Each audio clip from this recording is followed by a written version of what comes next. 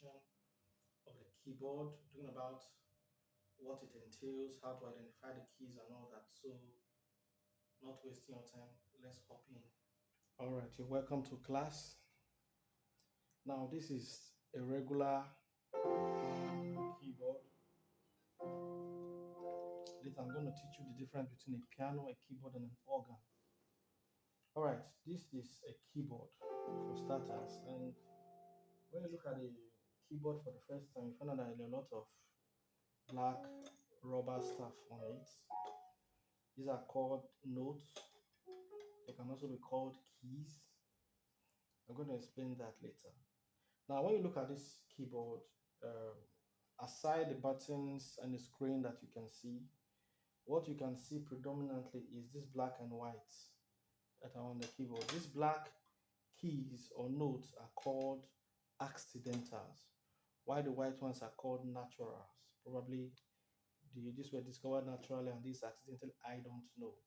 And according to musicologists or musical studies, these are the accidentals and these are the naturals.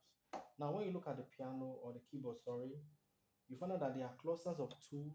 These are clusters of twos and threes, where you have two white notes in between. If you look at the clusters, the ones I'm calling clusters, you can find out that the blacks are in between two white notes.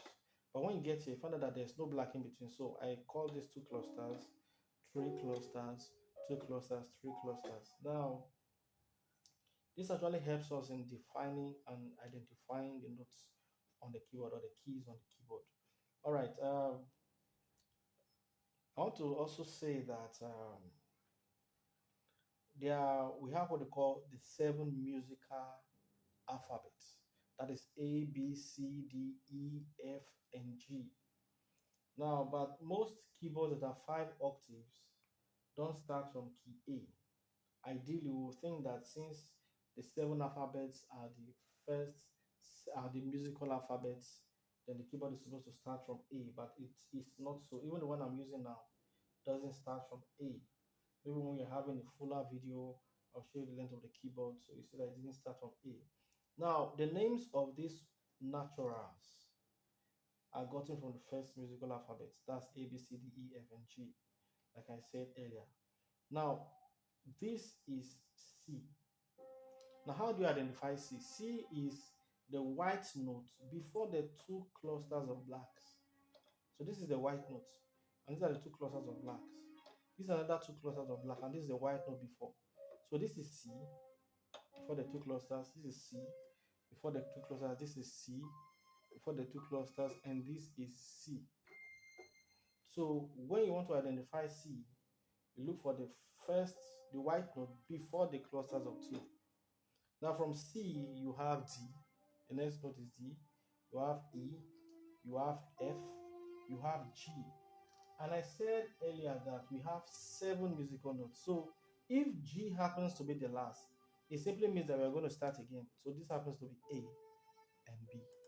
So we have C, D, E, F, G, then A, B, C, D, E, F, G. Starting again, A, B, C, D, E, F, G, and it keeps going on and on and on. So we have C, D, E, F, G, A, B. So those are the names of the 7 naturals. Then we have 5 accidentals. A combination of the naturals and the accidentals gives us 12 keys. 12 keys. And keys are actually pitches. Now, when you go higher up the keyboard or when you sing high, it's actually called a high pitch. When you come low, it's actually called a low pitch. So that's just a pitch. A pitch is how high sounding or how low sounding a note is or a sound is. Simply put, anyway. So that is that for that. We have C, D, E, F, G, A, B. But for the purpose of this class, this lesson, we'll be starting with C, key C. And that is because C happens to be the simplest key. We have 12 keys, 7 naturals, 5 accidentals, makes 12. 7 plus 5 is 12. So we have 12 keys. or we have 12 possibilities which any musical instrument or any singer can sing.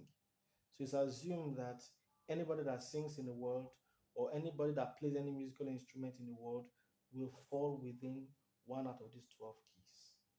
Thank you.